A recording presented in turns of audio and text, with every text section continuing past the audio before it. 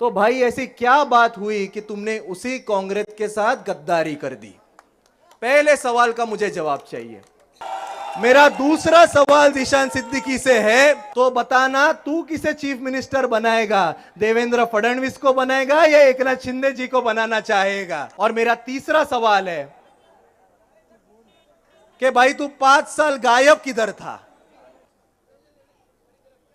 यहां पर उपस्थित शिवसेना नेते अनिल परब साहब, हुसैन दलवाई जी जिन्होंने अभी भाषण किया, वो हम सबके लाडले भाईजान चाचा उंगेकर साहब, सभी वरिष्ठ पदाधिकारी और भारत नगर के सारे इकट्ठा हुए मेरे प्यारे भाई और बहनों, आज की ये जो सभा है, आज का ये जो भारत नगर का माहौल है, मुझे लगता है बड़ा भाषण देने की जरूरत नहीं है। भारत नगर में सिर्फ मशाल है।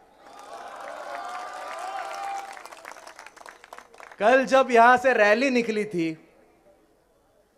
तभी भी इतना ही प्यार, इतनी मोहब्बत आप सब ने मुझ पर जो बरसाई थी, मुझे लग रहा था कल तो पूरा भारत नगर रास्ते पर आकर स्वागत कर रहा था। आज फिर एक बार सभा है, कितने लोग आएंगे?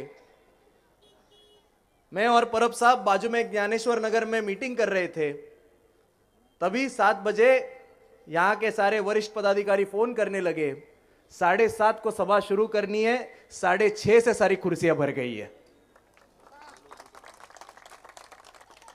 वक्त की कमी है, इसीलिए मेरे 3 सवाल है जीशान सिद्दीकी से। सबसे पहला सवाल, आज तुम जो कुछ बड़े नेता बनकर घूमते हो,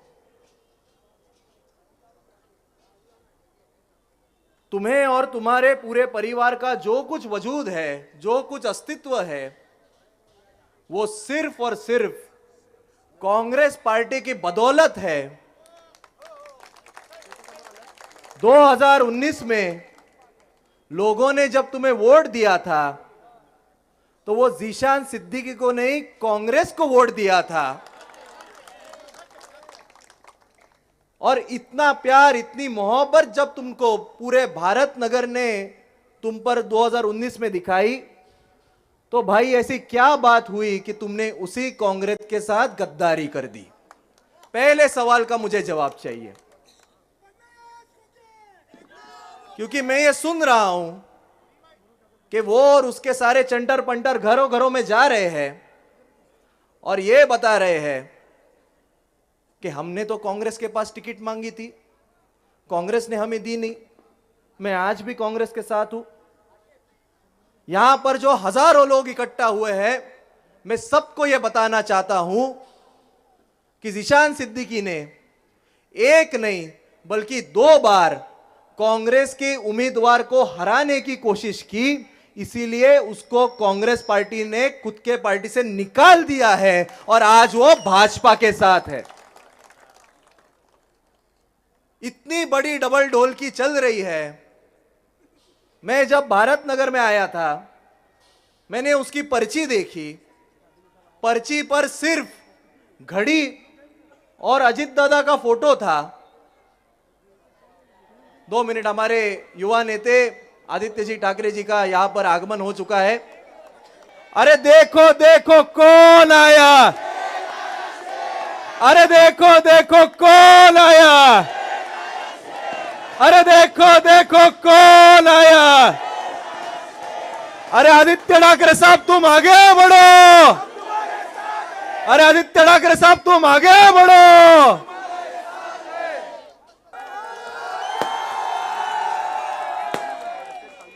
तो मेरे जो 3 सवाल जीशान सिद्दीकी से थे, उसमें का पहला सवाल यही था कि कांग्रेस ने तुझे इतना सब दिया, तूने कांग्रेस के साथ गद्दारी क्यों की, ये बता। और अब जब तू भाजपा के साथ चला गया है, तो तू छुपाता क्यों है? मैं कल जब यहां भारत नगर से घूम रहा था, मैंने उनकी पर्ची देखी, पर्ची पर सिर्फ घड़ी है, पर्ची पर कहीं नरेंद्र मोदी जी का फोटो नहीं है, कहीं एकनाथ शिंदे जी का फोटो नहीं है, क्योंकि उनको यह पता है कि अगर उन्होंने यहां पर मोदी जी और एकनाथ शिंदे जी का फोटो वाली पर्ची बांट दी तो एक भी वोट उनको मिलेगा नहीं। लेकिन जब वो नाले के वो साइड चले जाते हैं, जब खेरवाड़ी में चले जाते हैं, तब अलग वाली पर्ची बांटते हैं जिसमें मोदी जी का भी फोटो है, जिसमें कमल भी लगा हुआ है, जिसमें एकनाथ शिंदे जी का भी फोटो है। मेरा उनसे ये सवाल है, अरे भाई प्यार किया तो डरना क्या, तू गया भाजपा में अब छुपाना क्या। मैं यहां पर जो खड़ा हूं, मैं बड़े गर्व से कहता हूं कि मैं शिवसेना उद्धव बाळासाहेब ठाकरे जी के पार्टी का उम्मीदवार हूं। हमारा गठबंधन ये कांग्रेस के साथ है, ये शरद पवार साहब के राष्ट्रवादी कांग्रेस के साथ है। और कल आप सबके प्यार से मैं जब आमदार बनकर जाऊंगा और जब किसको चीफ मिनिस्टर चुनना होगा ये सवाल आएगा, तब मेरा हाथ ये उद्धव ठाकरे साहब को चीफ मिनिस्टर बनने के लिए ही खड़ा होगा। मेरा दूसरा सवाल जीशान सिद्दीकी से है, अगर गलती से लोगों को गुमराह करके तू चुनकर गया तो बताना तू किसे चीफ मिनिस्टर बनाएगा, देवेंद्र फडणवीस को बनाएगा या एकनाथ शिंदे जी को बनाना चाहेगा। ये सभी सवाल आप सबने उनको पूछने चाहिए। और मेरा तीसरा सवाल है कि भाई तू 5 साल गायब किधर था। जब लोकसभा के चुनाव आ गए, जब यहां पर लोगों ने भर भर के प्यार ये वर्षाताई गायकवाड़ और महाविकास आघाड़ी को दिया, जब 28,000 का लीड इनको दिख गया, तब पिछले 6 महीने में वाटर गटर मीटर के तुमने सारे काम चालू कर दिए और लोगों को उल्लू बनाने की कोशिश कर रहे थे। 2019 में भारत नगर के भर भर के प्यार, भर भर के मोहब्बत तुम्हें दी थी। ये सारे छोटे मोटे गली के काम, नाली के काम तुमने तो तुम्हारे पहले साल में कर देने चाहिए थे। तुम 4 साल तक कोई भी गली में आए नहीं, कहीं भी घूमे नहीं। जब तुम्हें समझा कि लोगों को गुस्सा आ गया है, तब अब घर घर जा रहे हो और वोट की भीख मांग रहे हो। अगर तुमने काम किया होता तो आज ये वोटों की भीख मांगने की नौबत तुम पर आती नहीं। मुझे पता है वक्त कम है, इसलिए मैं आदित्य जी, भारत नगर में बहुत सारे मसले हैं, बहुत सारे मुद्दे हैं, लेकिन सबसे बड़ा मुद्दा ये यहां की डेवलपमेंट का है।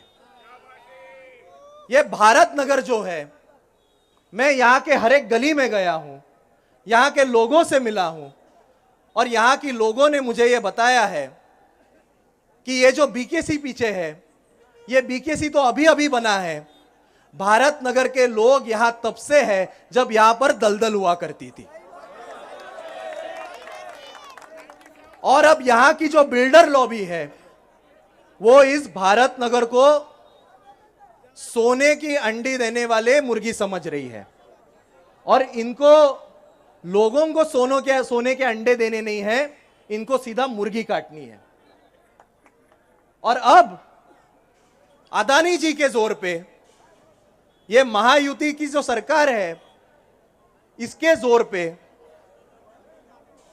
जानबूझकर झूठे झूठे एग्रीमेंट दिखाकर, सर कोई कोई एग्रीमेंट तो 1996 के बने हैं, आज 30 साल बाद कई कई लोग तो गुजर भी गए, उनके बेटे बेटियां यहां पर है, उनके नाम एग्रीमेंट में नहीं है।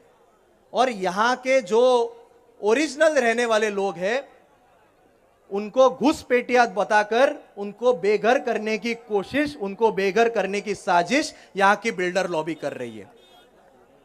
और इसीलिए पूरे भारत नगर की यही मांग है कि मुझे तो पूरी गारंटी है आज की ये सभा देखते हुए कि ये तो मुझे प्यार देने ही वाले हैं। भारत नगर में सिर्फ मशाल ही चलने वाली है।